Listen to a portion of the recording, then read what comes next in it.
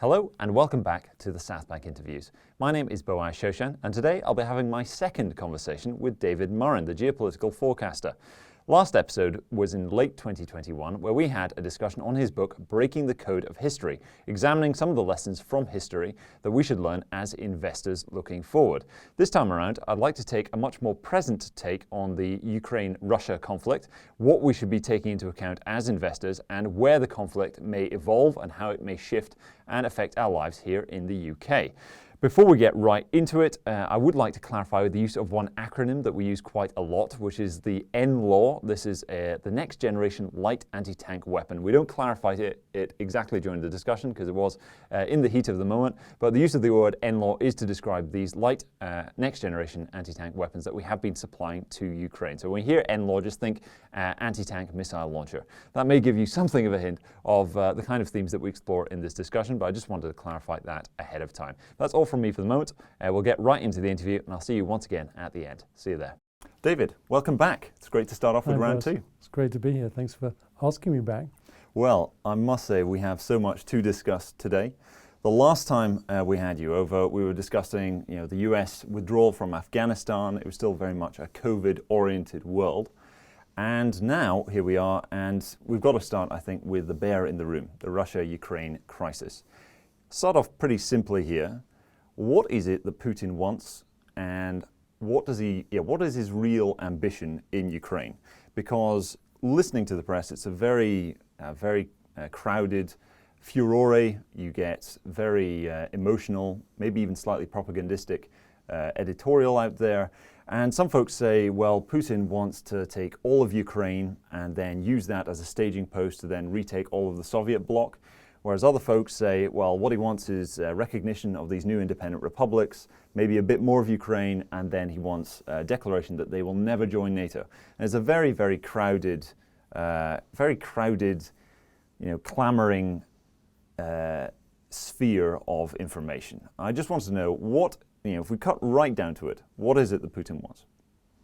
So I think one of the reasons why it's such a complicated domain of information is the Western democratic world is fueled by hope. Hope that this will essentially all go away, and therefore the least worst version will come to fruition.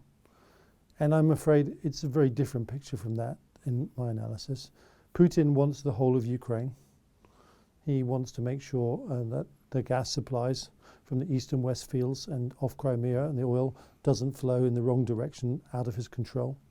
Most importantly, he wants the protective screen that Ukraine has always represented to the construct of the defense of Moscow. Buffer state. A buffer state, in effect. And he also wants to reconstruct this idea where you move west across the European plain, which has always been the contested piece of topography between the Western powers and the Eastern powers of Europe.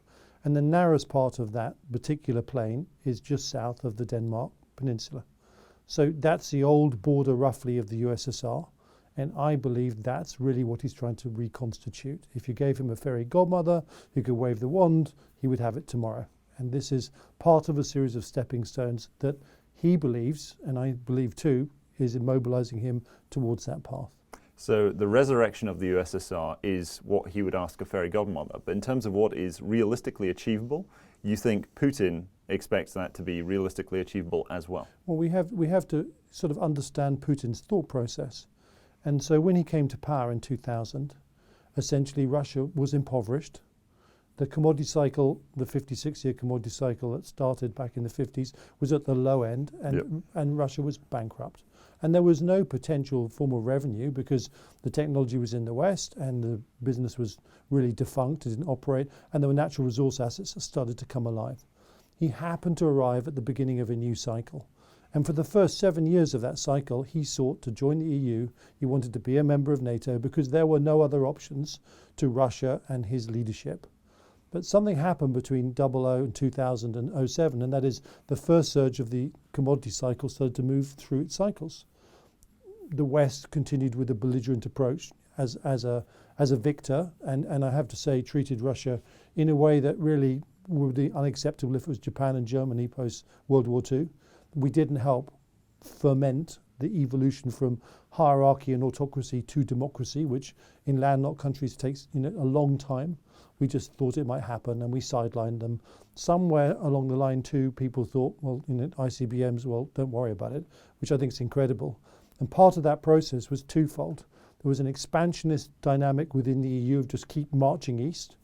And the American neoconservatives were very much of the camp, we're going to have the world under our thumb. Right. But by 2007, it was obvious that the agreements we'd made about migrating east had been disregarded, and Putin had a revenue source which actually made Russia a viable state. And the two came together in his statement, essentially that he actually was no longer committed to joining the West, but actually opposing it because his red lines had been crossed. And the oil price carried on up and it had a big drop. I'm sure that at that moment he felt a little bit stupid or foolish because all the oil price he predicated his belligerence on had actually dropped.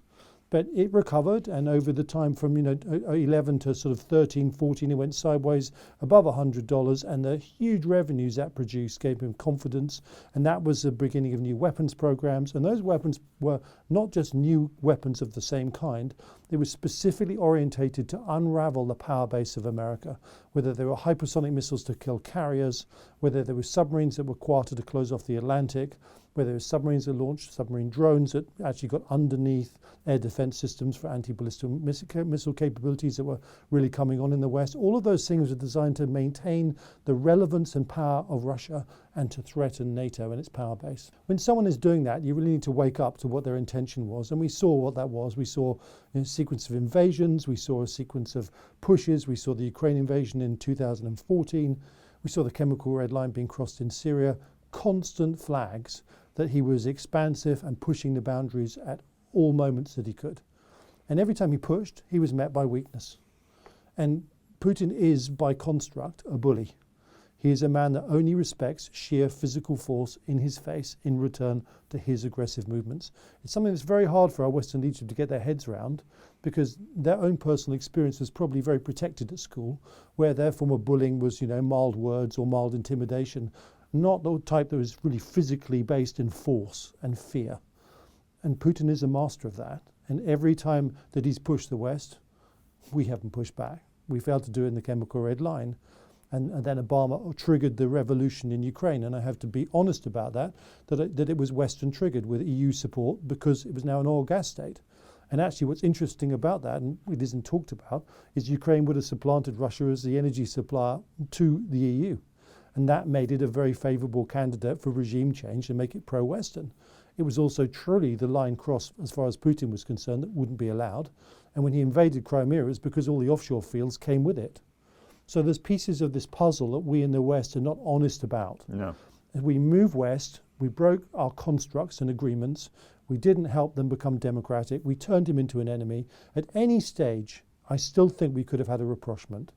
And that rapprochement was based on the fact there was a greater fear of China. There's a dislike of the West.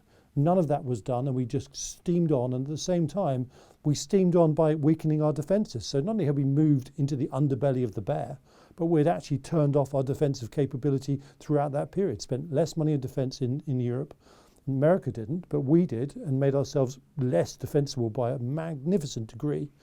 And then Putin continued his probes. And one of those probes is very clearly the dismantling of the construct of mutually assured destruction and the use of weapons of mass destruction.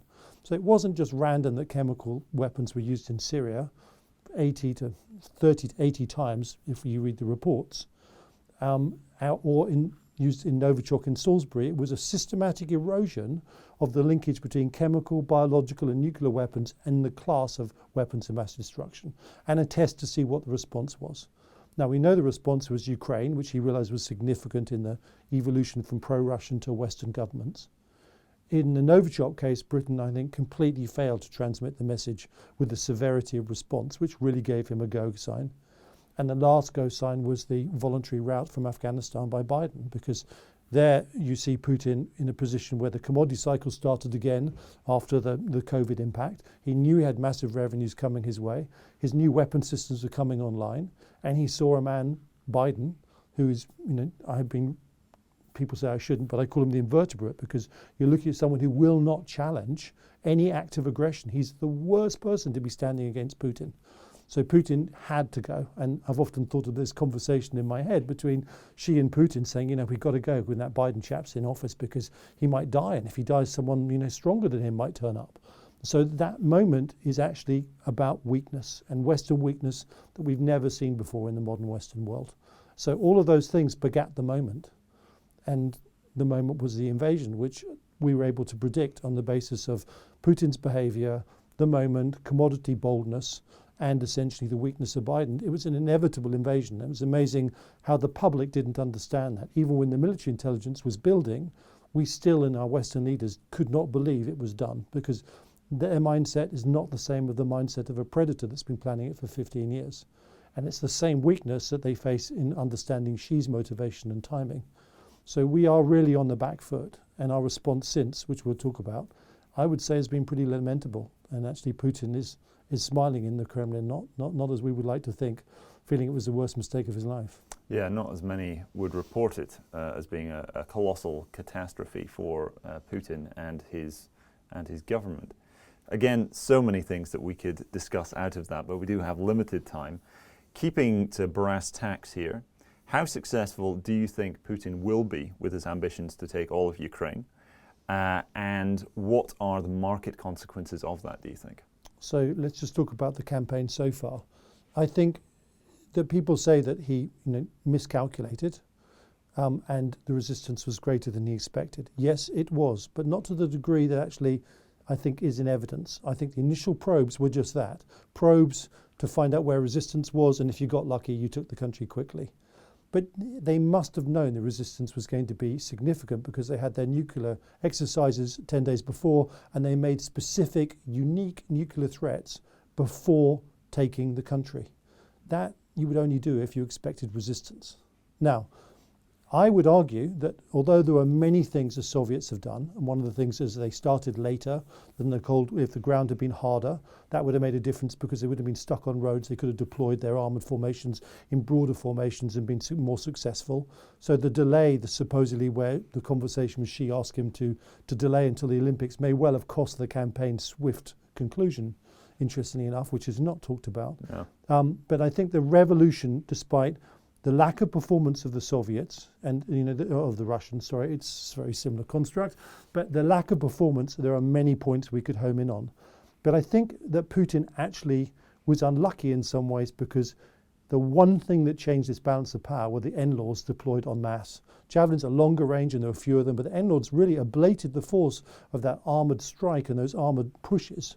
And they gave the Ukrainian people the belief they could defend themselves. And they have a very similar role to the tank and the effect it had on the BEF in 1917 to 1918, which led to victory.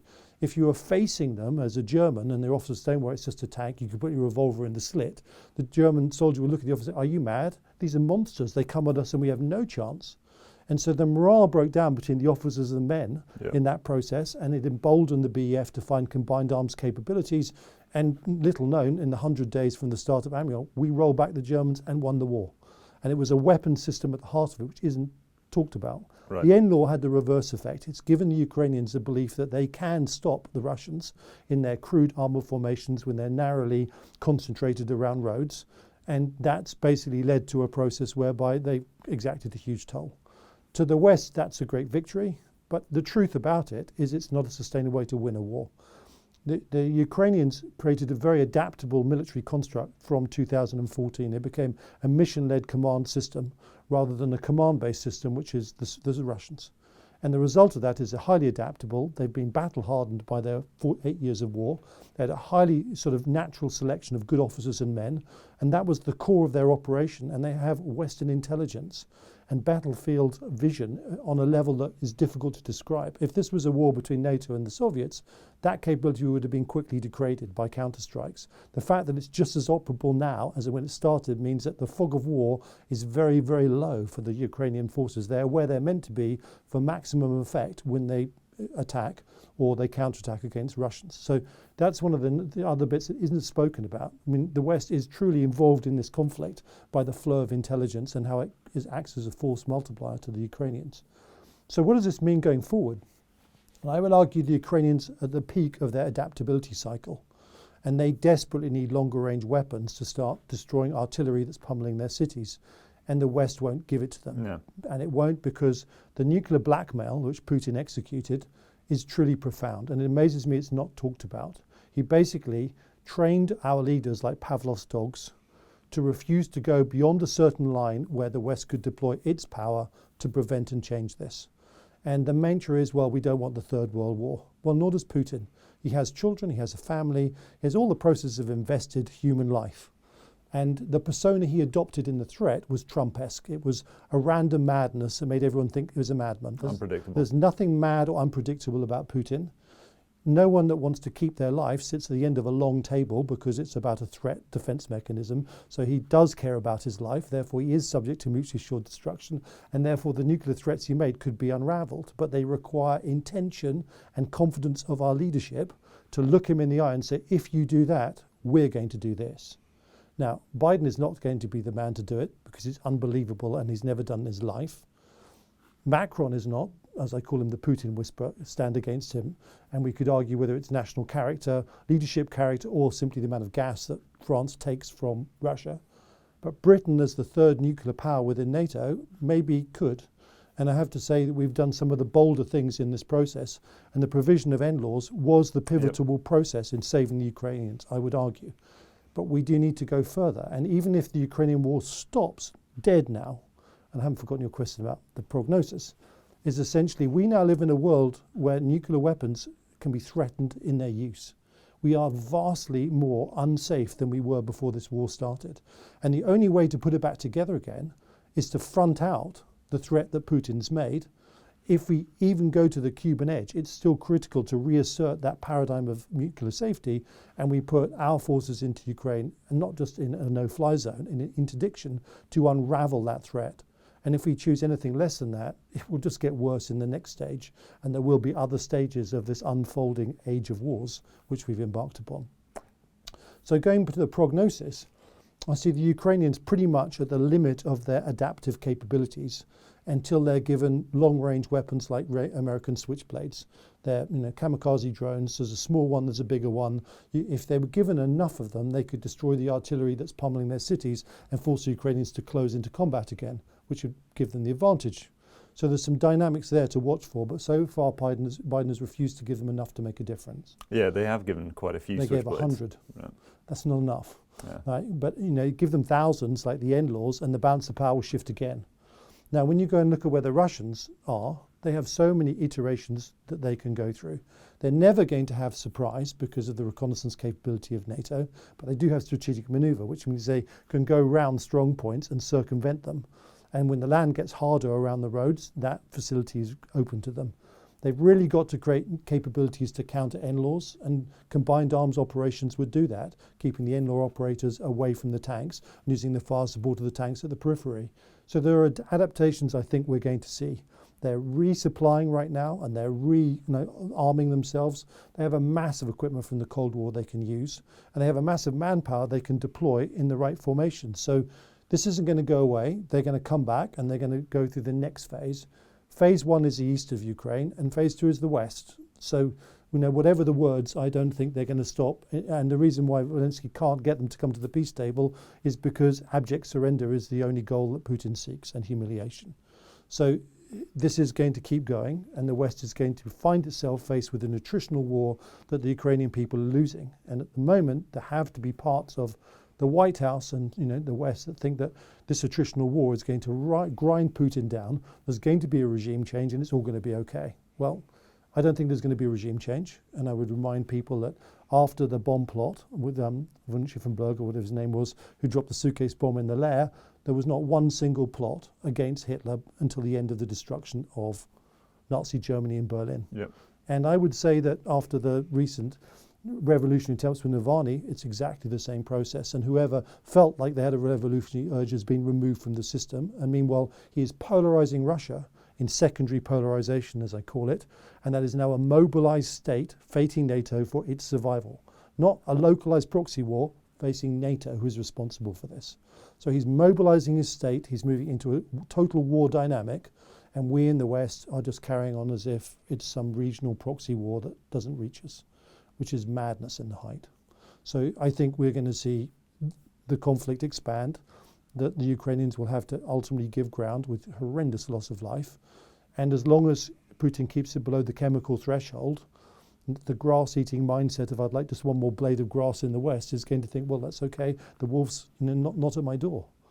And in the meantime, we are building a petri dish construct where this ineffective, relatively, army of Russia is adapting itself through combat adaptations to become highly effective.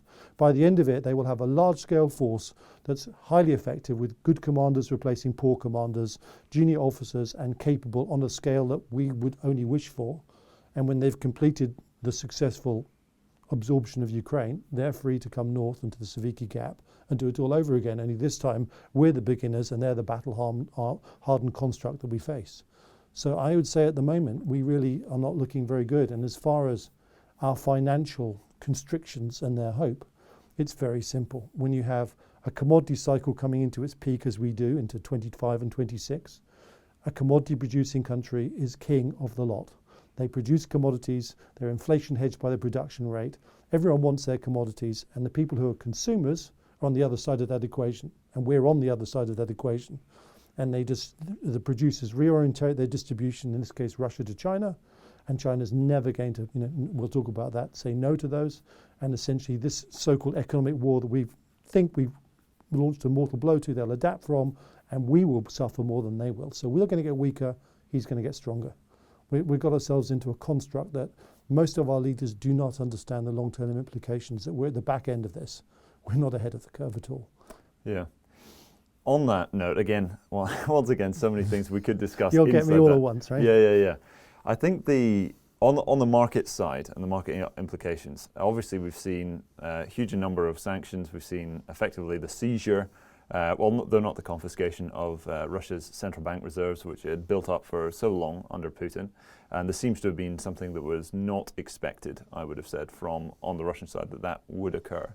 Looking at the market consequences, if Russia continues to take more and more of Ukraine, they've got the really short supply chains, and the logistics for Russia's forces are, of course, much more in favor than they are for Ukraine, which relies on Western aid, or lethal aid as it's now being branded by the media.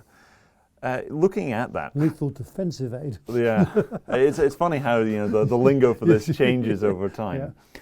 But looking at how you think markets will react to this, because this is, from the Western narrative's point of view, this is a very negative thing to occur. And yet, at the same time, since the invasion, we've still seen markets rebound in a number of ways, despite inflation raging, and commodities for very, really sensitive items, wheat, grains, just going through the roof. How do you think markets will start to appreciate the reality of the situation that Putin is winning, if that is what takes place? So before I answer that, the one thing I think we did in our financial sanctions program is the piggy bank of Russian reserves, which was built up, was left in our piggy bank. And I'm sure that really upset Putin and surprised him, because our piggy bank had been so blindingly loyal, and he could kick and poke us, but we still looked after his money. That was one small success. But Russia is a country that last year produced 331 tons of gold, second biggest producer in the world next to China. What it needs to do is up that production, and actually it'll pretty soon replace and be able to move on to some kind of gold standard. So, and it has an 18% of GDP debt. I mean, every country in the Western world would die to have such a low debt ratio. So when people say that it's a weak economy, it's some kind of projection from our Western leaders when they say that. It is really a terrible projection, because they are in a very strong position. Not only do they produce oil and other natural resources, gas, which was for a long time a pretty moribund price structure, and that Putin really used to translate in geopolitical leverage, as in his supplier of, is about to go through the roof, as we saw with European gas prices. And US gas prices will catch up as the global demand increases. So he's sitting on top of this incredible revenue chain. Now, he's got to switch his demand curve from the West to China, and the landlines aren't sufficiently enabled right now, but they will be, because the bottom line is that in the alliance of Russia and China, and I still haven't forgotten your question, which we'll get back to, is essentially China cannot afford to see Russia lose. It cannot afford to see its potential resource provider on an epic scale over landlines that are not interdictable by the US Navy, leave. Cannot afford to lose the safety of its northern boundary, which is with an ally Russia, which would be, if we turned Russia to the west in a failed Ukraine conflict, would then become a hostile border. And it cannot afford to lose the ICBM shield, which Russia has. Something that isn't really talked about is that 350 warheads and really quite a few intercontinental ballistic missiles, and the inability to put them effectively into submarines for second strike capabilities because they're so noisy. The Chinese efforts to go to war are constrained by not having that umbrella at the highest court. And they are desperately building more missile fields in the north to compensate. Right. Because that's what gives them the ability to go to war with America. And as the war escalates, they're secure at every level with a degree of parity. Right now, giving them Russia as an ally gives them a fast track to that umbrella. So for those three reasons, whatever she says, whatever we see in the press, the bottom line is he will be nodding to say, no, we don't do that. And underneath there will be covert supplies increasing as time goes on.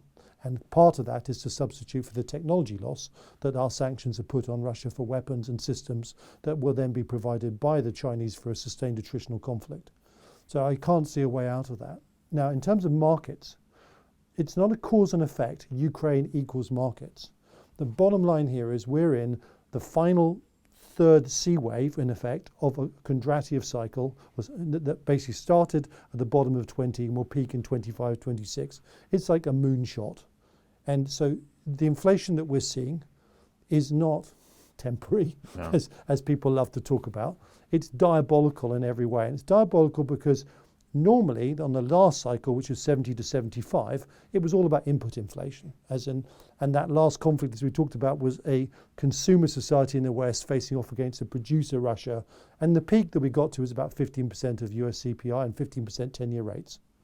And that felt pretty horrible. And America was at the peak of its power in its empire cycle, and it really struggled to stay in one piece with that deflationary stagflation process, the stagflationary process. And that was 75. You go back to 75, it was not winning the Cold War. No. The Russians had more weapons, more projection of power, greater wealth because they were producing commodities. And the consumer societies of the West and America was saturated with inflation and lack of real growth, and therefore productivity to put into a parity system of weapon deployment. And there was a philosophical issue of how does communism work so well? And does capitalism really work? So there were huge questions around that. Well, this is much worse. This surge, this peak that we're going into in 25, 27, I think will be at least twice, if not 4 times higher. Because you're looking at the consumer society of the West and the consumer society of China, like facing off on an epic scale. And it is going to drive inflation through the roof. And it's not just the input cycle, it's 2 other functions. For the West, it's basically the exporting of all its manufacturing to China, which was a cunning strategic plan to mobilize and build a manufacturing base without peer that could then also provide arms without peer at a rate the West couldn't really manage. And we're about to see that horrendously. And in the process, we outsourced an inflationary process and we gave it to someone else. And now we're about to get it all back on our laps in one go. As in, very soon, what happened to Russia will happen to China. We will treat China the same way, sever our links, sanctions will come all over the place, and anyone caught the wrong side of that wall coming down will lose their fingers. So the world's about to reorientate, and the Russian model is a reminder to the Chinese that we can do it. And actually the Chinese have been preparing for it since the low of March 2020, when they shifted to an internally fueled consumer society. So it won't come as a surprise to them. But obviously they're trying to eke out as much advantage in between that. So in the other part of inflation is the massive printing of dollars by the US on an epic scale.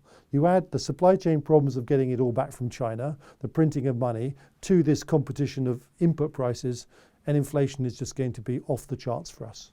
How we survive when the Western world and America is in the decline phase of empire versus the peak it was at 20, 50 years ago is really a question we should be asking ourselves. I don't see the EU or America really surviving well at all with that degree of stagflation. Britain has a chance to adapt, and its only chance is growth. And I mean, Jeremy Hunt mentioned it, and I think he's right to mention it.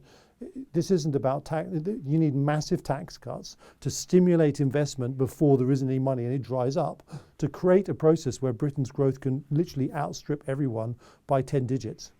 but by 10 points, not 10 digits because that's 100, but essentially, in effect, by 10, 13%, and keep track with that inflation. And so right now, instead of this fiddling around that Sunak, and he's completely lost, in my opinion, in every way and sense in terms of how to run an economy, and his failure to spend money on defence is epically irresponsible. That essentially we should be defending on defence, triggering our economy to be more productive, lowering taxes over a 5-year process, attracting capital. That's Britain's way out. And so in terms of the markets, the biggest issue is inflation. Now, what's happened with the Russian process and the war with Ukraine is kick-started and accelerated that commodity price surge. And so I think oil is going 150, 200, 300, 400 by the end of this. Levels are difficult to comprehend. I think gold is going through the roof as a compensatory mechanism, and food prices are going to do exactly the same. And food security has a whole series of dynamics, but wake up to home production, wake up to food riots, wake up to how the cost of living is even worse if you can't even get any food. That's the paradigm we're moving towards, separate from Ukraine, but accelerated by it, and linked to it because the boldness of Putin's ambitions are linked to the revenues from commodities in a cycle. It's going to get so much worse. And to the point where there was a discussion about cabinet saying, well, there's nothing we can do by Gove. There is something that can be done. You realise how bad it's going to be. You take the Brexit advantage of the freedom to act, and you create a low tax regime that has massive investment, and you put your system into an emergency economy mode to cope with it. Because every day counts right now in our adaptation to this new paradigm. Again, so many ways we could go with that. I think, look, if we stay on the commodity angle of this, this is something you write about a lot in your Murrinations, where you look at the investment implications of what the cycles are bringing us from the future to today. On that, one of the big worries I have from the Russia-Ukraine conflict, there were so many people dismissing Russia as just not an important economy. It's just it's just a gas station masquerading as a country, as I believe it was Dick Cheney who said many years ago. And all of this, Italy's GDP is bigger. It's tiny. This is just the death throes of a wounded bear, or something similarly dismissive. And it just seemed to completely miss the commodity angle and how important Russia and indeed Ukraine is for some really base inputs to the global economy, be they in soft commodities like grains and indeed fertilizer, potash, things like that. One of the things I'm really worried about is if we do see famines. I mean, the number of sub-Saharan African countries which are very reliant on Russia and Ukraine for those agricultural inputs is huge, and it's easy to see how this shortages and famines in certain areas could lead to just start spreading around. And of course, this is going to be very bad for food price inflation as well. When you're thinking of food security as kind of the next big thing, agriculture has been left behind. People are so dismissive have been so dismissive of commodities, but especially agriculture for the last 20 years. It's been something completely shunned. Farming is dismissed as this is something, it's really bad for the environment. All that methane that's going out there, it's really bad. And that's about all the coverage that it gets, when this is really crucial to the functioning of everything that we take for granted in our societies. When you're thinking of the food security angle, what do you think we can expect from the future, both in markets and indeed in our own lives? Well, I mean, so let's just take Britain, for example. In separating from the European continent construct, we created a study, Operation Yellowhammer, which was what it took to separate. I really haven't been impressed by any outputs which have screamed or shouted to anyone. The first complete failure, as we all know, is our energy security. And how people thought wind farms were going to work when a high wind is over our country just amazes me. And the assumption was gas is cheap, therefore we'll use gas. I mean, whoever came up with gas is cheap now, but will it be in the future question, is again, there's a strategic stupidity and linearity to our national planning for our future needs under duress and resilience that is negligent on an epic scale. And it comes from predominantly having linear people in departments who can extrapolate today, tomorrow, the next day, but can't imagine a quantum jump or change in events. And at the moment, Britain is completely vulnerable through our energy dynamic, although less so because of our gas inputs, but nonetheless, we have other vulnerabilities. And the next problem is food, as you quite rightly say. It's going to hit us like a freight train. The only good thing about food is the cycle to get it to work is quicker because it requires less infrastructural investment as energy does to extract. So, but you've got to survive the first year of famine. And in that period of famine, social unrest will be absolutely rampant. So I think we can expect some massive social changes across every country that isn't independent with its own food supply. And it's time that Britain started to encourage a grow your own program. We started to sort of go back to tomatoes in the greenhouse. I did that last year. They were delicious, actually. And I have very bad green hands. But it did remind me of that process. And I think in a strange way, that's also going to take a big load off the supply chains, because our whole supply chain construct is just now. What do we need for tomorrow? And that's going to be disastrous. Yeah. So we need to build national resilience on every level. And every country, not just Britain, needs to ask some very difficult questions of what happens if I get 50% of what I got last year? How do we cope with this? And the problem for the Western world, and I've highlighted it over and over again, decline is predominantly a linear process in leadership. Because as the empire reaches its peak, all the mavericks that created who are adaptable become very uncomfortable. The linear people start to take control. And of course, the world has become more predictable because the dominance of the empire system removes variability of inputs. And essentially, as you start to roll over, you've got this linear process which has lost its adaptability. Only it's got so much momentum no one notices. Decline is the moment, and therefore afterwards, where that lack of adaptability starts to take chunks out of the power of the empire and the influence of the empire. And the linear people are so rigid, they will not allow the infusions of lateral thinkers to correct it. So the first step is the West needs to realize that's what's happening. That means it's time to call in lateral thinkers in all forms of government, the military, from every aspect of planning that looks ahead. You've got to put lateral people into linear positions that are dominated by linear positions right now. As long as you don't, you're just playing at the game. So that's my number one message for food security, energy security, how to win a conflict, is you remove the peacetime thinking, which is a polite way of saying the linear thinking that's predictable, and you replace it with the lateral processes which create massive adaptations and find ways around problems. And in the West, that's our number one criteria and priority. Without doing that, nothing else underneath it will be effective.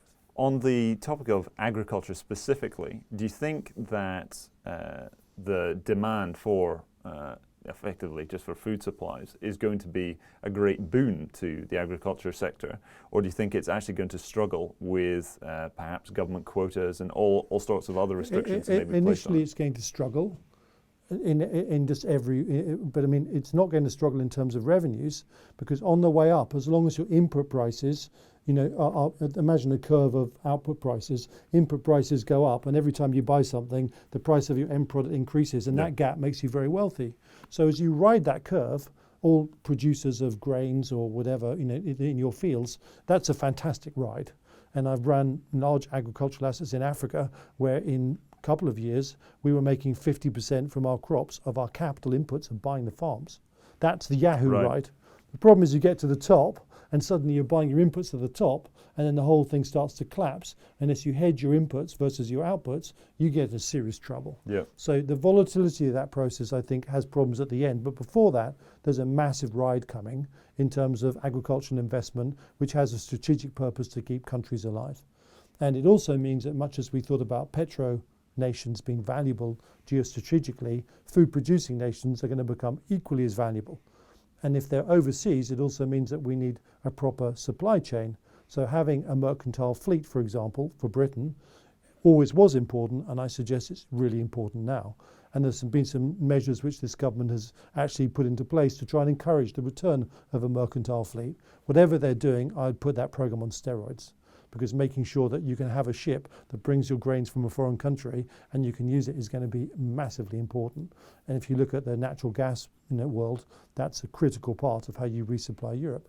Not enough natural gas ships. Comes back to Ukraine as the breadbasket of Europe in a lot of ways, and of course it's in Russia's interest that it secures that, while at the same time being able to put so much pressure. So you've got the gas angle, of course, with Europe, but then you now have the food angle on that too. And it comes back to who benefits from these really strong commodity prices, because a lot of folks thought that the economic sanctions on Russia would be enough to stall it and indeed to cause regime change. And it just seemed very, very optimistic, very hopeful, rather than entrenching the existing system. on that note, the last time we had this conversation, we were discussing China principally, though we did speak about Russia a little bit as well. And similar to how you referred to earlier, you were discussing how last time in the 70s you had the US, the big consumer economy, and the Soviet Union being the big producer economy.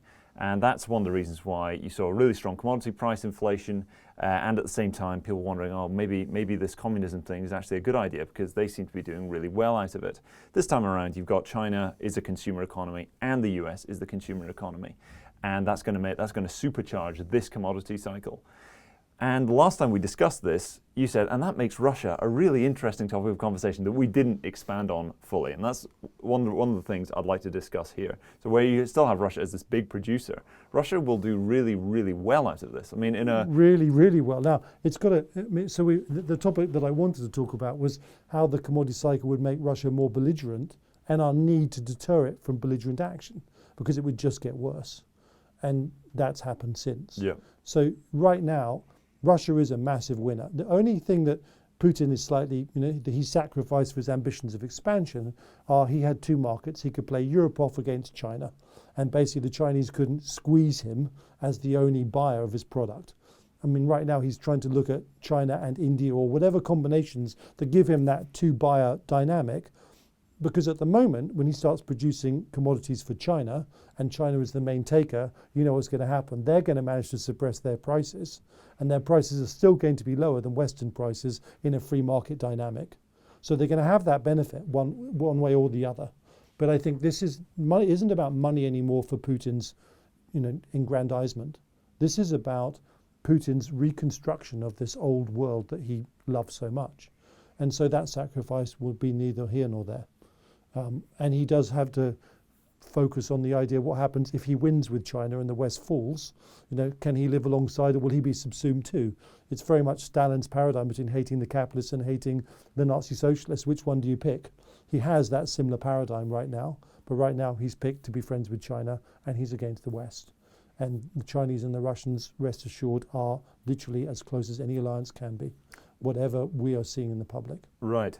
Which brings me to the next thing I really wanted to discuss with you, which was the China-Russia relationship and how China is going to behave. Because last Cold War, if we take it back to the 70s and indeed earlier than that, China was the smaller power, Soviet Union was the greater power, but they were in an alliance. Then you got the Sino-Soviet split after Stalin died, and Nixon was very wise and shrewd in exploiting that and getting China more on side with the US. Which is one of the reasons that led to the end of the Cold War and the collapse of the Soviet Union. This time around, it's China that's the bigger power, Russia's the smaller power, and it just seems to me that we are pushing Russia into the hands of China in the manner that we are proceeding here. Look, we did it. We did it from 2014 in the Ukraine revolution. Well, you said there was a possibility of a rapprochement, And that is the consequence with a galloping trajectory. Up until the moment where Ukraine was invaded, increasingly less so, and I wrote about it when Biden met Putin in Switzerland for that last meeting. That was the last chance to sit down and say, I know you don't like us, I know this is how you feel, let's find a rapprochement because in the end we all have to deal with China. That didn't happen. No. That was the last chance. So now the sides are defined. There's no way back from that. And sadly, that means you're looking at a perfect alliance in terms of commodity producer and commodity consumer. You're looking at a military alliance of a ICBM umbrella and technology that both sides could share with each other. For example, Russian underwater technology, the Chinese would die for.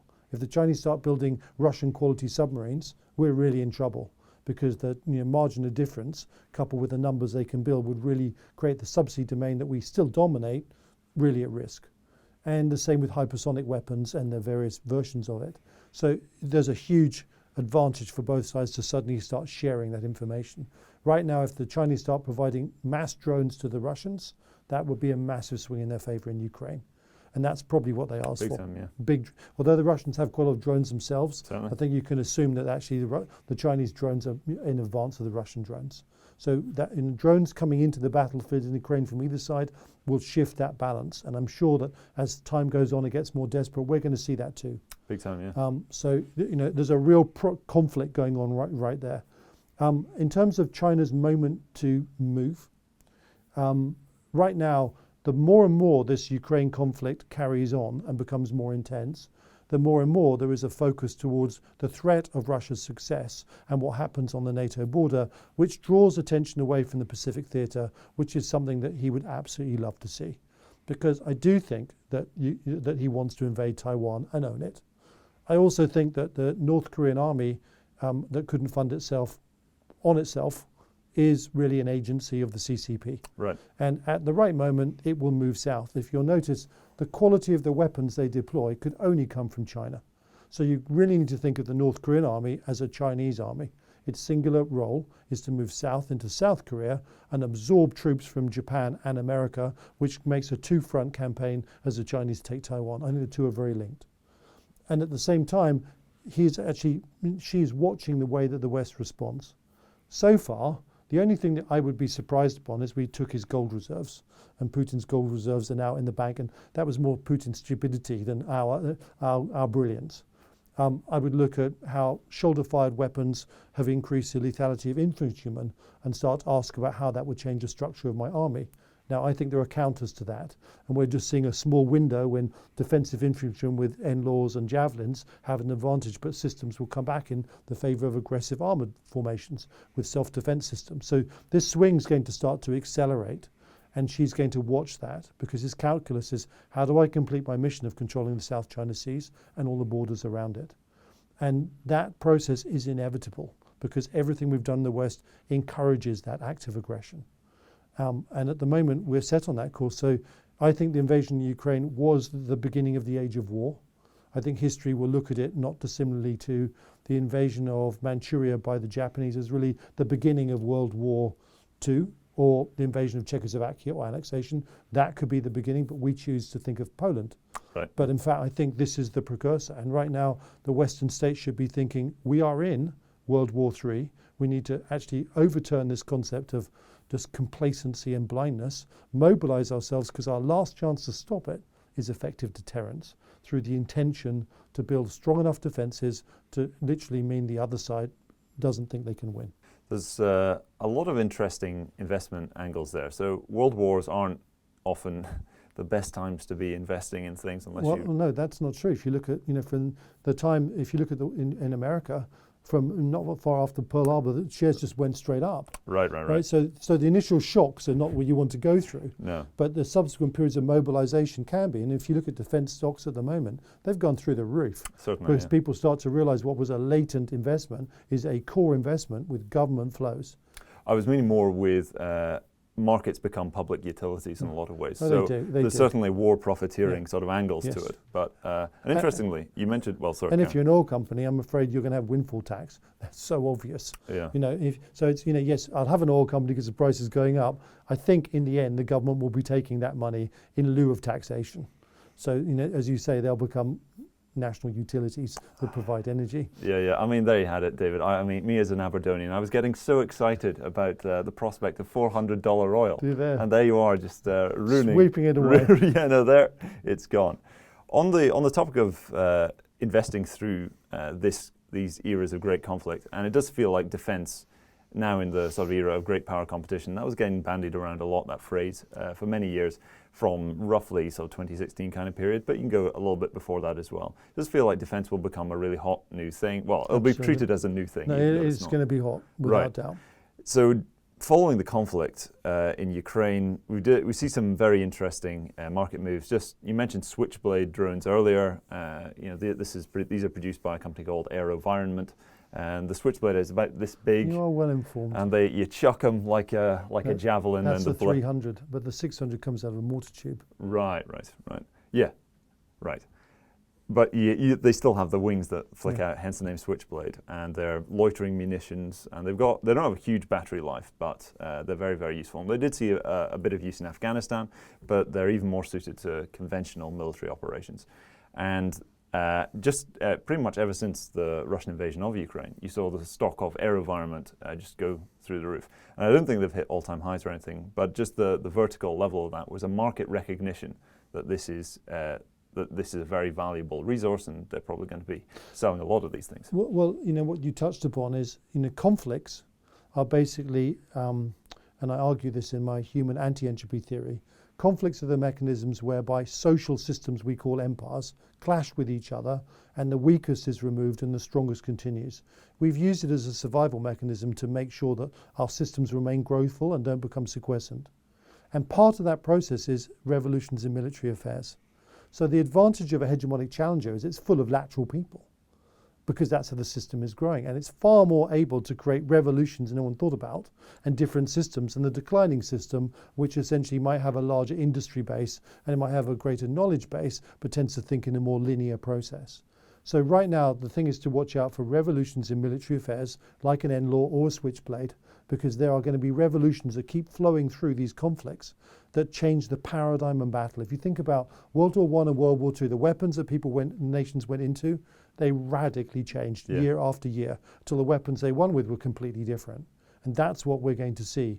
Because although we always thought war was going to be highly intense, and ultimately the ultimate war may be, I've always argued if you don't do the complete damage in the first strikes, you would go down the attritional curve to driving your golf buggy painted green with the shotgun.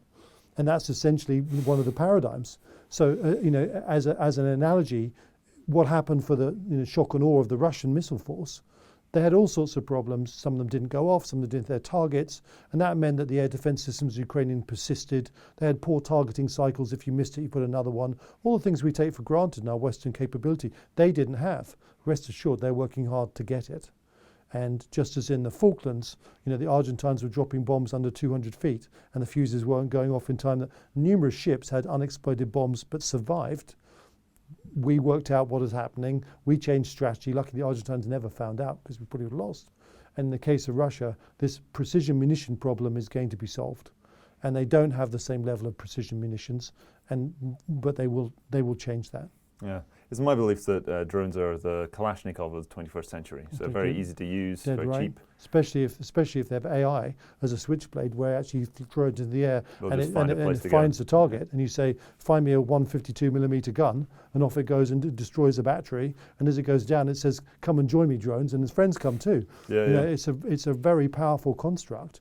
And it goes back to an interest, but in time, we will have air defense systems that can remove them from the sky, because that's the next bit that comes. So, offense, defense, this constant shift, and it's who's got the weapon at the right time. And I do think those N-laws gave Ukraine a breath of life, and they certainly saved Ukraine. But now there are a whole lot of iterations that we're going to see and have to go through for the outcome. My biggest fear is that because of this nuclear threat that we have to face down, I can't emphasize enough understanding just what's happened to us is we've been cowed. Our leaders have been trained like Pavlov's dogs to salivate at the word don't go over the threshold. And that is so dangerous in war, because Putin's created this bubble in which he can do whatever he wants, and we're scared to touch him. And fear, once you start to have it in a strategic construct, it limits your responses right the way down the chain. And we have to break that fear. We have the maximum imperative, even more important than whether Ukraine loses or not, for the security of the world. We have got to return it to that balance where that threat has no validity. And I keep thinking about Margaret Thatcher and the power of this, because Margaret Thatcher's actions in the Falklands, indisputably, and I argued from the time it happened, changed the balance of the Cold War, because the Soviet construct was capitalism was weak and the West wouldn't really fight if it had to. So if you pushed it hard enough with these massive armoured forces, it would capitulate because it wouldn't use nuclear weapons over its own terrain through which it was retreating. And then they saw Margaret Thatcher go 8,000 miles, hang on with a fingernail, win a battle, and they thought, hang on a second, that woman would use nuclear weapons on her doorstep. And the whole construct changed, and the threshold for that conflict to start receded. And the Cold War stayed cold even though they went bankrupt. If Margaret Thatcher had been there listening to Putin, it would have been a very different response. And it shows you the different value systems that preserved our peace and are now actually endangering our peace. And the only person capable of making that difference, because Biden's out of the picture for the reason I mentioned, and the Putin whisper is out of the way because the French have other reasons, it leaves Britain. And I think coming back to this idea of what did Brexit mean to Britain, I long argued our independence and the maximization of our aspiration to grow. It meant something else to the rest of the world, because our separation from the moribund democracies of Europe as we have shown, they're completely and utterly unable to respond to challenge. They're in decline, it's terminal, and they're very slow to respond to any threat. And America in terminal decline is no different. Britain represents the one reinforced democracy in expansion that can make a difference. And I think we did make a difference in our pandemic response and in the provision of NLAWs and our support of Ukraine. But I think we need to go much further. And as a nation that's always led the defense of democracy, having created it hundreds of years ago, or been the seed and germination point, essentially we need to go further for our own security. And for those that people say it's not our war, I would say that you have very little understanding of global wars in the past and how contagious they are. That you either stop them with really powerful deterrent intent at the beginning, or you watch that virus spread and engulf you. So we don't really have a choice. It's a question of whether we keep sleepwalking or wake up. And I think Boris has many, many, many failures. He has a whole lot of successes, to be fair. But right now, he's the only person I can see that, if advised with lateral leadership as to where the situation really is, rather than where this sort of collective linear thought process thinks we are, I think he would understand. And that boldness is demanded of our leader and our nation right now if we're really going to make it through this. I do feel like that argument may fall on deaf ears, that if we don't stop this, the contagion will spread, given that that was effectively the argument for going into Afghanistan. If we don't act now, this is going to be on our doorstep and it's going to be a really big problem for us. And then people have seen that as a catastrophic failure. Well, then, Afghanistan had a slightly different neoconservative agenda, which was basically spread. But it was sold like that. It was sold, but the underlying reasons were, democracy will rule, take it where you want to, everyone will absorb our values and the world will be a safer place. This is very different. This is a war in Europe that's a high-intensity war, using every weapon from conventional to potentially the worst weapons we have in our arsenal. We've been threatened 4 times with the use of nuclear weapons directly by Putin. Never once in the whole of the Cold War were similar threats made. This is a very real threat to us. Certainly.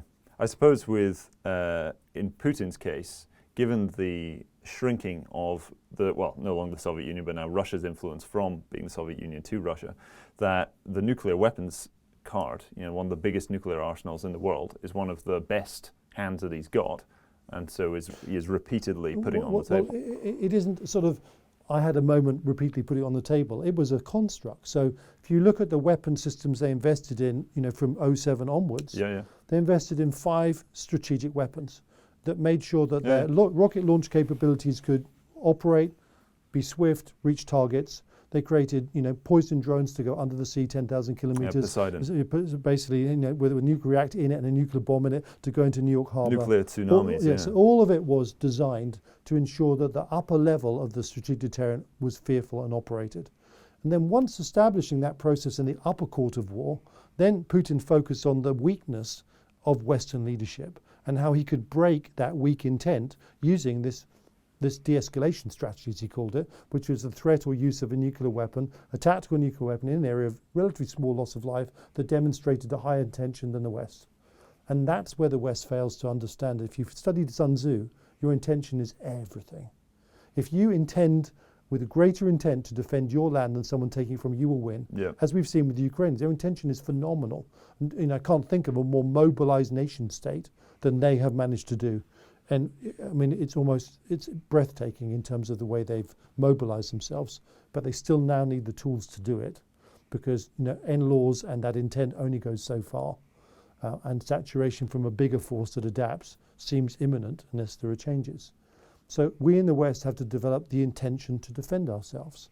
And that means we need to spend money on defense with the intention that it deters the other side, rather than just saying, well, we took into it, Sunak's comment when questioned on Sunday television about, are you going to increase defense spending? And he said, well, our defense review took into the account Russia.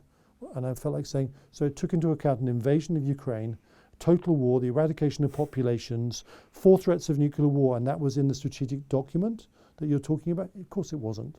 So why aren't we adapting? Because the threat level's gone through the roof, and we're not. Until we do that, Putin will see us as children, easily intimidated. And it starts with money, and it starts with intention. Do you anticipate that Britain or another NATO member will step into the breach and be much more direct when it comes to Ukraine? I think that country will ultimately be Britain, because America has lost its leadership. Whether it's the vice president or the president, there's no leadership in sight for 2 years. Macron is being completely diffused by Putin's engagement from various levels. And Britain has already stood up for Ukraine, and was the first to do it and has done it. We are a nuclear power, and our nuclear weapons have the ability to devastate Russia as they would devastate us. So we sit at that upper level of capability of deterrence. And we have a history of standing up to bullies, fundamentally autocratic systems that would subject democratic countries to slavery.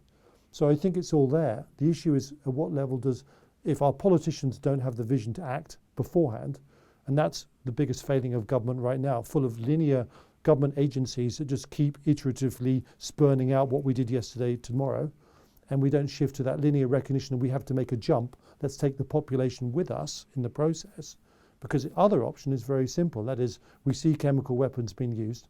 Thousands of Ukrainians die with a sarin attack, and popular opinion goes through the roof and says, we can't do that. Now, I would much prefer to see it be led by a government that had some degree of vision than popular opinion, because you wanted to create deterrence. The second option is a response, which means you're constantly behind the curve. You're never doing enough, and the aggressor is always ahead of you. Yeah. And that only leads to a terrible outcome. I do feel that, well, I do wonder, and there's a question. You're allowed to wonder. Yeah, am I allowed to? Can I in this case? Is just thinking of Ukraine where it is, it feels to me like a series of geopolitical and geostrategic failures on behalf of Europe and of NATO too.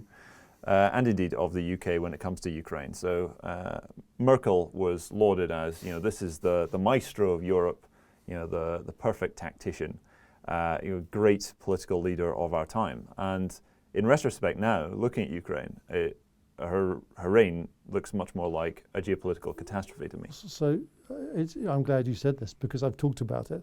How could someone that really has undermined the West so completely on every level, disarmed Germany, disabled the European construct, not be vilified? And she came out of East Germany, it's almost as if she's an FSB plant, because she has unraveled Europe's power at the most epic rate. And she's done it looking like a grandma that everyone thinks is really nice.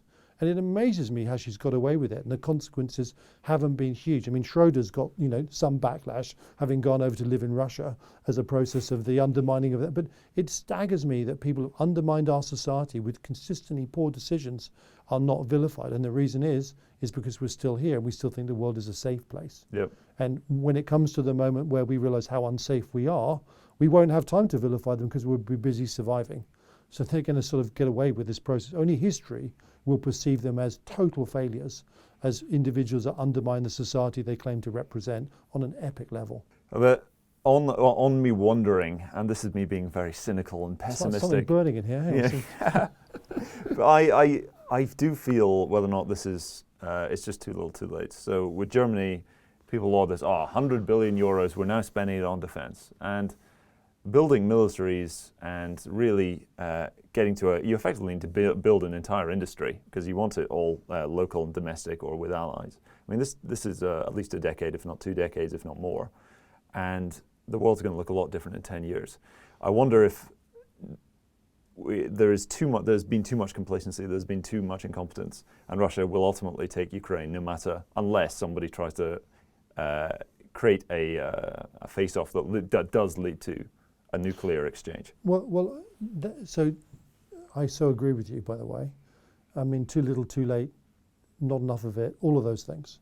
So the only way I can see the paradigm changing in Ukraine is that somewhere along this process, quickly, we turn around and our leaders decide that this nuclear face-off and the back-down we've created is the greatest threat to our Western security. And they go back to Putin and say, actually, this is what we're going to do. And if you do this, the next one will arrive on your head and will arrive on the heads of your children. So you won't survive this. Our leadership is decentralized. One of us will survive. But we will take you head on. And now we're going to ask you to leave Ukraine. If you don't, in 12 hours, our air forces will not only have a no-fly zone, they will saturate the area, and anything that's still fighting will be shot at. We will not go over your borders. We don't want to go anywhere near them. But any system that fires from your borders will become a target. And we front him out with a higher level of aggression. and we make sure, and the great thing about air forces is they're quite mobile, so you can concentrate them quickly and you can move quickly, and we face it with that determination and shut it down. Now, you and I know that the only thing will trigger that is a horrendous chemical attack where finally the outrage created a response. And in between that, we're just going to sit here in no man's land, and the majority of people will chew grass hoping it's all going to go away. In terms of the 100 billion that Germany needs, the state of its defences are truly lamentable, but then I think so are Britain's. And not that bad, surely. They are worse than people realise. Right. Lucky to have an armoured brigade in combat that has no combined arms training for years. Ships like our Type 45s where the engines break down, and not enough ships or frigates that are in operation, not enough submarines to be in operation. I mean, really, not enough aeroplanes to be deployed on the front line. It is terrible where we are.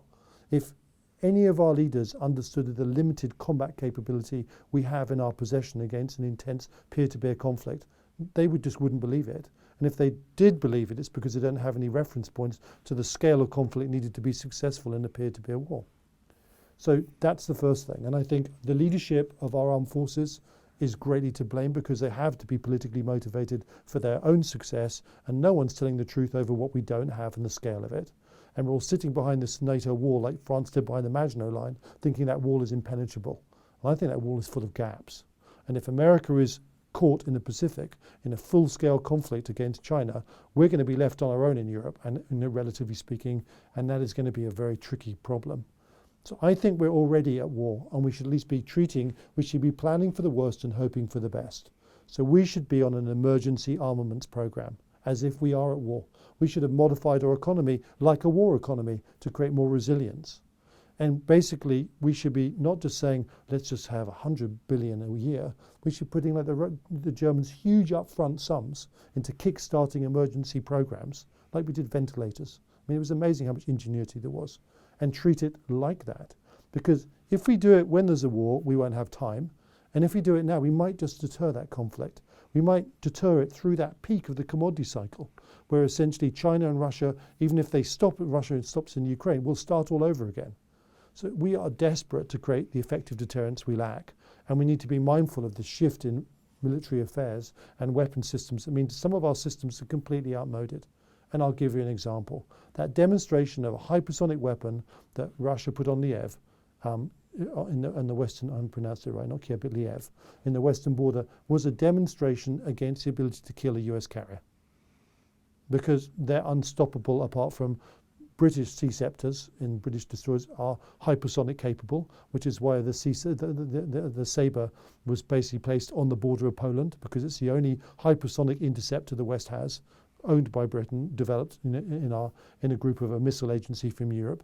And apart from that, we're completely vulnerable. The same hypersonic systems that the Chinese have to deploy. It is a reminder of how vulnerable the old paradigm was, just as battleships became vulnerable to the air. We found out too late. Yeah. Even though we developed, the first strike in Toronto, and we showed what air power could do, we were still slow to realize it was the end of our battleship program, and we need to build more carriers on an epic scale. It's very much the same. There is a massive shift in power, and these new weapons are changing it, and they're changing it away from the West's advantage. And you're referring here to the Russian, I believe it's the Kinzhal missiles, the daggers? And they also have a maritime version too, which is on all their ships and submarines coming into service. It's a carrier killer. Right. And it also means that if you have a command structure that you might be able to put Patriot missile systems around, before you could defend it against cruise missiles, you can't against a hypersonic weapon, which comes back to Sky Sabre, which is the British air defence system. It's an intermediate range system, is a revolution. And there are some really great things that Britain has done with its defence forces, but we need more money and we need more of it, and we need to invest in some things which may be innovative and fail, because sometimes you do, but we need a bigger front of investment, and we need dramatically accelerated production. It does feel like the grim art of warfare, which is shunned so much by investors these days with the rise of ESG, it feels like, ironically, this will be the exact moment when the grim art of warfare will return to investors. It has returned, and most of them are still trying to chew the grass, but it's going to become the dominant mechanism and theme in Western and Eastern societies for the next 5 years. If we're lucky, it may be longer. So this, idea of what weapons do, how they do it, the balance of power, is now something that a few people have a conversation about. It will be and become as regular as a climate change conversation. Right. Because it will be the thing. Climate change, I believe, hasn't gone away. But right now, it's massively on hold because we're busy fighting each other for our very survival as these two systems or three systems interact for a dominant. And it is the time of autocracy versus democracy. And it has taken place when democracies are weakest. Even though they individually mobilize the individual effectively versus someone that sits with an autocracy, you'd say that democracy produces, say, 70% maximum enablement, and you can say that autocracy gets you to 60%. But when you've got twice as many people at 60 as you have at 70%, you know what happens? You get saturated. Right. And we face that right now. So you have to increase the effectiveness of our individuals and our systems to compensate for the lower numbers, and we need to get ahead of the curve rather than sitting here congratulating ourselves when we're responding in a way that really wasn't that much of a surprise. We have focused a lot on the grim realities ultimately of conflict in our conversation. Would you like some delusionary questions? Yeah, please. Can we give me the utopian, optimistic the stuff? grass is really good in that field over there, and if we just wait a bit, we can have a few more blades of it. Yeah, I need to buy myself a bunker in New Zealand where all the walls are screens of. I wouldn't go there. I think that's the first place the Chinese will knock. Yeah, it's ironic where all those billionaire bunkers are in New Zealand when it's right there. It's right there. And especially when you look at the Solomon Islands, you've got to laugh at the fact that the Japanese had to fight to try and get control of that gateway into Australia, and the Chinese have just bought it. Everyone should be very alarmed at that. Yeah, process. now they're trying to get their troop stationed there and everything. The Pacific seems like it's going to go through an awful lot of unrest in the future. Funnily enough, all the lessons of the Second World War, the geotopography and how it works, they're all there for the taking. And there was a really good book by John Keegan, one of my favourite military historians, and it was about America and about how if you go through the different ages of America, battles were fought at exactly the same place through each of those battle cycles. Right. Because the topography meant you fought over that crossroads, you fought over that river or that hill, and that's exactly the same when you look at potential of World War III. Same topography, same dynamics. So if you're familiar with true history of the Second World War, you'll have a really good idea of some of the choke points, mechanisms we're about to see become critical in this next period. Yeah, everyone seems to think that because it's 21st century, they'll just say it's the current year. It's 2022 now, guys. I mean, all this stuff is old hat, but geography doesn't change. Doesn't change. The choke points don't change, no. And the constrictions of supply, or where you mount your offensives, they're all the same. And what's really interesting is every war that's started throughout history has started usually because an aggressor has new technology that makes them very optimistic about the outcome. Yeah. And if you don't create the killer blow quickly, you end up with an attritional war, and all of a sudden you're back into the same cycles. Yeah. So I'm afraid history is like a wheel at the moment, and this theory of human anti-entropy, we're only going to stop having wars when we realize why we have them, which is our evolutionary process to create stronger human systems. However brutal that is, until we find another way of doing that, wars will keep happening. Yeah. On that note, I mean, with so many people feeling that conventional war is a thing of the past thanks to nuclear weapons, and this has just been clearly proven untrue. It's not just the war on terror is the only kind of war that can happen now. It's not just a cyber war. You can have old school conventional conflict, which everyone thought was a tragedy of the 20th century, but it is clearly still with us. Here, of course, we're having a conversation on the investment side of it and some of the market events, some of the things that we can expect. If you're thinking as an investor, and you're saying we should think as though we are in World War III or we're in the early innings of it, how should one be positioning oneself, and what are the kind of risks that market risks that we should be taking hold of? So, of course, there is now the threat of nuclear conflict is something that has been with us for a very long time, but obviously now it's very much to the fore. But so the mindset of the nuclear investor is, I'll buy everything, and basically if there isn't a war, it goes up, and if there's a war, well, it didn't matter anyway. Yeah. So I don't think that's very sophisticated. No, because there's no. plenty Simple, of grey though. things in between. Simple, but I did laugh when I heard that one. So I think the things that we really need to consider is interest rates are going to go through the roof. So basically, any interest rate related investment is going to change as a function of that. Inflation is going to keep piling on top, and that's the driver around interest rates. Countries like Britain, if you're really smart, and Sunak, doesn't fit into the category in my assessment, then I would issue an equivalent to war loan. I'd issue the most enormous amount of 50-year debt. I don't care whether it's 3% or 2.5%. I want to make sure that I can fund my country and the excesses of defence that we need for the next 5 years.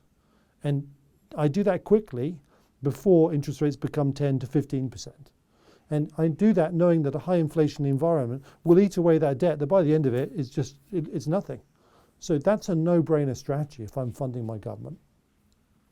And that is also the same as an individual. If you could create a great deal of money by getting a long-term loan and then taking that money and put into commodity-related assets, which are related to the real to the acceleration of price, that's the strategy. So Great. borrow money, buy agricultural Borrow land. money, buy gold, buy agricultural land. That's how I do it. That's for a government and for individuals who want to be creative. Agriculture, tick. Gold, silver, tick. Commodities in their cycle, tick. The more in the ground they are, the better. The less financialized they are, the better. Because the financial system in the meantime is going to shake, shudder and croak. The sovereign defaults in the West are very likely. The only exception being Britain if it wakes up to a high growth scenario. In terms of the transition to the dollar or away from the dollar, we're still stuck in this risk kind of off paradigm of holding the dollar up. Somewhere in this process, the world is going to work out that the dollar is not the hegemonic currency anymore. And I think the root of that is somewhere in the transaction of commodities from Russia to China. That is going to be perhaps the recognition that not only have we exited Afghanistan, we failed to prevent a war in Ukraine, but now people are transacting commodity price deals in different currencies.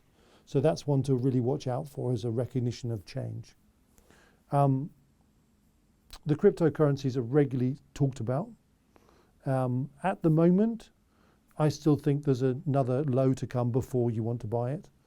Any kind of move above 53 sort of K in Bitcoin will make me think again, and it's all happening a bit earlier. And if you just had one thing, you'd buy gold and silver miners and you'd leave them in your piggy bank and not look at them and come back. Even gold miners in Russia? No, not gold miners in Russia, because that would be very short-sighted, because you're not going to see any of it, because the gold in Russia is going to be driven out of the ground and put into the central bank of Russia. Yep. And all of a sudden, they'll be able to underpin the ruble with gold. Not only is it a petro currency, it's a gold currency. I mean, if you wanted to put two fingers up at the West, if you were Putin, that's what you do. And at 331 tons of gold a year, that's the place to be. And everyone wants to buy Russia's resources. So it will do it in whatever currency, whichever single way, which creates a positive flow towards that currency. But if you made it a gold standard currency, every central bank outside the Western sphere of influence would want to have that currency in their central bank stack. Do you really? So you anticipate the Central Bank of Russia will establish a new gold peg? I think if I was really being, if I was in Putin's shoes, it's one of the strategies I would definitely put in place. But with the sanctions as they are, even if a Western investor did want to buy rubles or redeem rubles for gold, they probably wouldn't be able to, right? No, but the Chinese might in time. Right. Indians might in time. Yep. Quite big economies when you look at it. Yeah, a lot of people there. Yeah, a lot of people. So no, I mean, it's a question of if you turned around and said, I produce 331 tons of gold a year, and over 3 years we're going to commit all that resource because we're going to confiscate it off all those companies. And I'm going to use it to be the basis of my, financializing my currency into a current man. That's a no-brainer. That's really, all you got to do is just take the money from everyone and take the gold from everyone else, double production even if you can do that, because there's probably far more gold out there than actually they're getting out the ground. So I think there's some creative things that Putin could do the other way around that actually would shock the West and make them realize that I described this economic war with Russia as a consumer versus a commodity, as akin to taking a knife to a gunfight. We don't have a chance. Right, as we are the consumers here and they are the producers. That's exactly right. Yeah. On that note, you did mention that you thought interest rates were going to go up a lot. And this is something I find quite interesting. It seems to me, if we're talking about wartime investing, I mean, ultimately, during wars, central banks have just pinned rates to set price, say 1%, and they've not allowed interest rates to rise more than that, certainly on the government debt. Do you think that is something that may happen again? Because you do say you expect them to go up. Well, the problem you've got with massive inflation How do you raise any money? Yeah. If, I get 1% on my government debt and inflation's running at 15%, I mean, that's a no-brainer. People still keep buying the gilts now, though. Well, that's because, some of the money goes into funds that only buy bonds, and that's all you can buy. Right. So they are a source of funding for the government, but investors then turn around and say, I'm not going to do that anymore. I'm going to do something else instead. Yeah. So there's always an adaptation that goes with that. This rampant inflation, it means that I think the long end is going to be hardest to control. And essentially, you may pin short-term rates because you create the illusion that it's okay. But look what's happened in Turkey. I mean, Turkey has massively high inflation. He tried to control rate structures, just blew the whole system apart. So the experience is that no one can control those kind of forces in their economy, not for any length of time. And if you do, normally what happens at the end is even worse than the consequence if you took the medicine in the first place. Yeah, it does feel like the inflation that we have, I feel that central banks will make sort of token gestures to raise interest rates and look like they're doing their bit to defend your savings, when in actuality they want to be behind the curve. Let's just go to the Fed, right? So, there they are. They printed more money than any deity would ever imagine could come out of a machine, and essentially now they're faced with inflation. Their strategy has been inflation. What inflation, man? If we recognise inflation, we're really in the pooper. So we're just going to ignore it. And CPI has been going up and up and up. Oh, it's 10%, you know what to say. And then one day, the market would just say, screw you, baby. Like, we've got to adjust ourselves. So I think you've got a Fed in a lockout, and the other central banks are emulating that strategy. And so that means we'll see, and as often happens, it won't just be a gradual realization, it'll be a shock. I think stock markets are potentially in a crash mode, where essentially they always dribble upwards if nothing's happening, but they should be way lower in reality in terms of real growth. And the same for bond markets. One last thing before we get to our sort of market round, where we just take a look at individual assets. There was an extra side to this I thought we could explore a little bit. We're thinking of Russia as a commodity producer, and thus benefiting very much from high inflation in general, let alone wartime mechanics. Russia was often accused of benefiting from its own misadventures in the Middle East, because said misadventures raise the oil price, which in turn gives the Russian government more money, which then gives them more money for more misadventures. Didn't sound like a misadventure to me. Yeah, no, it sounds like a great adventure. But this time around, we've got fracking in the US, and you've described the US as being an empire in decline. And with the US having so much oil production, and now, the frackers are not putting as much online as everyone expected they would, or everyone being the people who just raised to believe that whenever oil price goes up by a little bit, the frackers will flood the market and push the price down again. That's not happening. But US still has this huge fracking base.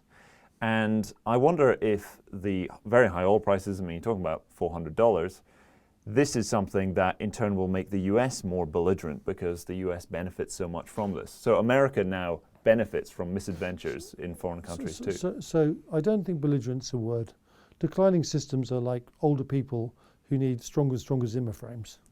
Right? And it's very interesting, because that's how I've characterized the fifth stage of decline for America, and it's manifested a president who is exactly that. So what it does do is it buoys up your finances as you fight or cope with China. And so it means that America doesn't go down before the fight is ongoing. And I don't see America collapsing before the peak because of the various mechanisms that it will use. I can see its assets collapsing. I can see all sorts of difficulties that go with that. But this fracking gas oil production stream, which is slow to respond, because the last time people did, they got completely wiped out, because it was a leveraged deck of cards. You borrowed money for the next well, and then they all went down. So the people who naturally do it are still nursing their wounds, which is why the delay's there. I think this one is real. This is, so whoever does it will benefit enormously.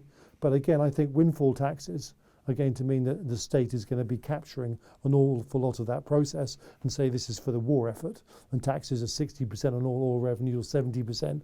So actually for the people that do it, I'm wary of whether or not they're going to make as much money as the price represents. Just because these times are so huge about the survival of state. And as we saw the rules change with Russia, they can change again in the way that America appropriated everyone's gold one night. This is not a safe environment. Lack of stability And changing mechanisms mean that governments create changing policies, and you can get caught the wrong side of that. So I think when I look at the gas problem with Russia, the early issue is why aren't we getting our gas from America? Strategic an alliance, strong relationships. Our only problem is that Russian submarines now prowl the Atlantic and represent a danger we would have to push back in the fourth battle of the Atlantic, which would be a very serious endeavour, because at the moment their technology makes them serious threats. Now, David, this has been a fascinating conversation as ever, and there are still so many more questions I'm sure we could speak. You might ask me back for a third time. Indeed, maybe. This time, just with on the market side of this and where we are at the minute. So we're saying this just on the cusp of April at the minute. I was thinking if we took, say, a 1 year view from here, taking a look at individual assets and one by one in quick succession with just bullish or bearish on said asset and what your thoughts would be in short on it. So just to start us off with, say, sterling at the minute, taking a 1 year horizon, bullish or bearish? Okay, you mean against the dollar? Say bullish. Yeah. Somewhere around 160 to 180. Euro? Bearish. Just against dollar? No, against sterling. Right. Bearish. Against the dollar, well, they're two crap systems, really. So I prefer to just leave that one to one side. Right. I would like to do pairs which were strong and weak rather than grey in between. Okay. Differentiation is key in currency pairs. Certainly. Yen dollar? Well, the surge we've seen in terms of the move to 123 is something we called really effectively back at 110. And that surge has still got to go to 140 by the end of it. Think of a country that's right next door to a belligerent power that's highly energetic. And that's where Japan is, and it's an energy importer, so inflation murders it. So the yen is a pretty crap currency. And indeed, we've seen some very interesting sort of inflation statistics Yes. in this country where inflation was banned. Yes. Looking at, say, the ruble to the dollar. Well, was great. Our recommendations captured the ruble's depreciation. It's now non-tradable as far as I'm concerned. But actually, over time, if we were to come back, I think actually we'll be surprised that in time it will start to gain as revenues, whatever crosses you work through, because you can't do it directly. But I can see massive gains in that as the petroleum flows increase and the consumer dynamics, inflation really hit the dollar. Renminbi dollar? Over time, it will become stronger than the dollar. It's got a correction of some kind taking place at the moment, but the trend is very much against the dollar. And the rupee? That's interesting because it's an emerging market country, as we know, but it's also a very dynamic system. And its dynamism means the relationship, I think, between the top emerging countries and the developed world is going to actually narrow as they hold their own and rise, Yep. and our loss of growth really starts to hit us. So I think a narrowing of that process in favour of the rupee over time. Right. But over a 1 year period, too volatile? Today, I haven't looked at I need to go and check up on that one. The other ones I'm okay with. I could give you one after the interview if you want to come back. Right. On commodities, we have discussed this a lot, but just taking that 1 year time frame. So we're looking at oil in dollar terms. On the way to 150, well past 150 by the end of this process in a year. Copper? Same theoresis upwards. Right. Gold? Massively upside, and silver. This year? Yeah, I think we'll have another go at the. We'll be through the 2,000, 100 band, which is the top, and we'll be moving into sort of 2.8 to 3. Platinum, is the unloved metal finally going to shine? No, platinum actually it is not as unloved as you think. Think of the strategy as the ultimate process is the financialization of all these fiat paper currencies. And so you start off and say, well, I'll take 2 swimming pools of gold. That doesn't get me very far. I'll take hectares of silver. That doesn't get very far. Yeah. Oh, hang on a second, there's that platinum stuff. We'll use some of that. So I think in the end, all of these metals are going to be part of a financialization process. And it's just a question of the order in which the market recognizes that. Palladium, specifically for that Russian link there, where so much of it is produced out in Russia, I feel like it's a very interesting It's a very interesting metal. It's bullish like a lot of metals. It's a precious metal, and yet it has an industrial use. Yep. So it's a dual use process. But are people really going to want to buy cars which have catalytic converters that contain palladium? Look, that's the problem. But as a financial metal in time, possibly. I think when we jam it all into how do you lock down this inflation currency problem, just about anything that's semi-precious will be somehow strapped into it. Right. When fiat currency depreciates, anything that's got that preciousness to it.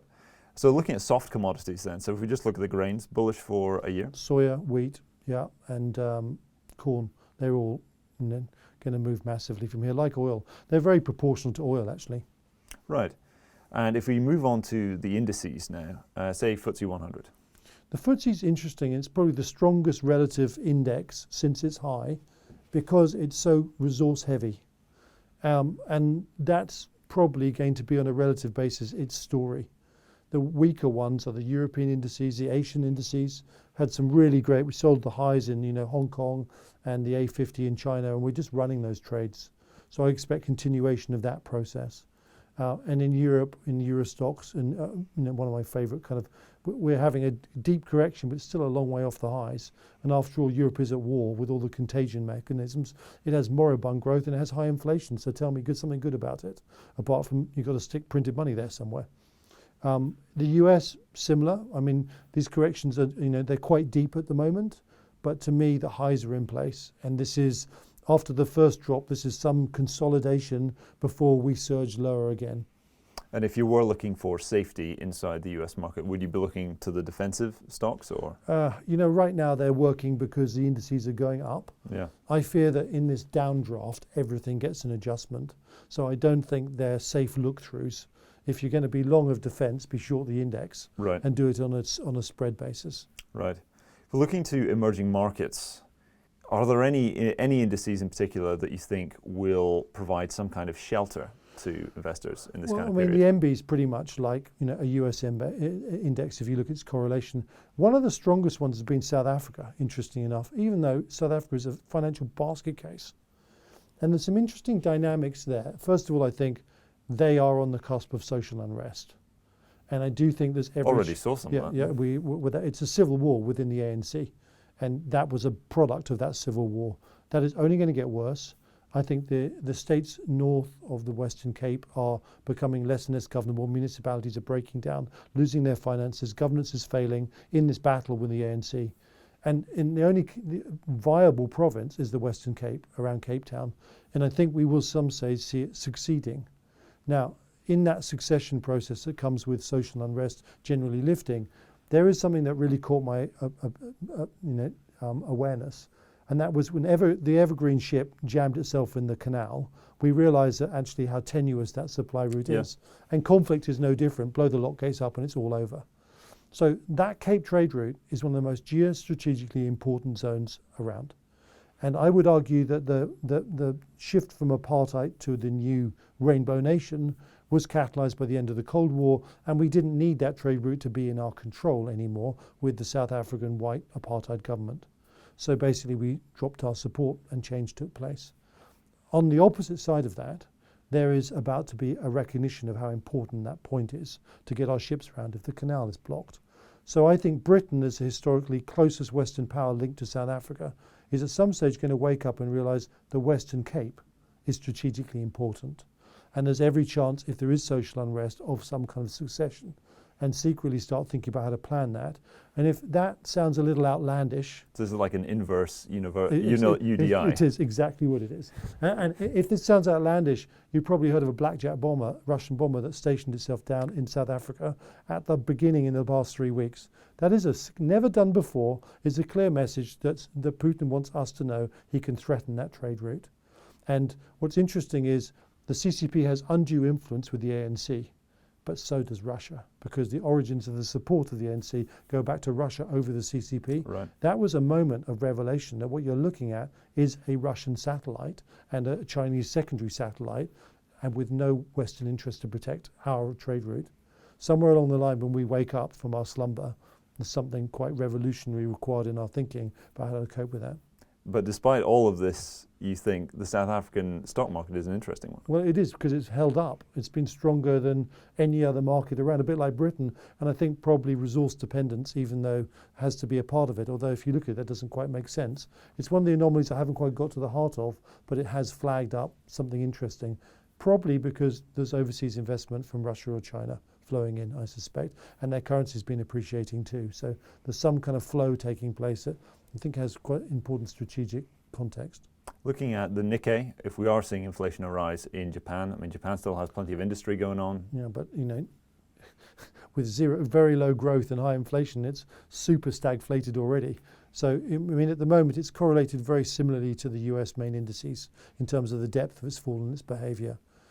Taiwan is unbelievably delusionary in terms of it's the strongest of them all. You can argue that, on chip-based and Taiwan semi is in there in the mix.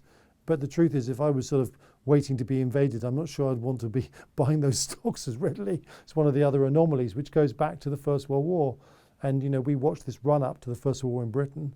Nothing happened to our markets. The day that the war started, they dropped 50%.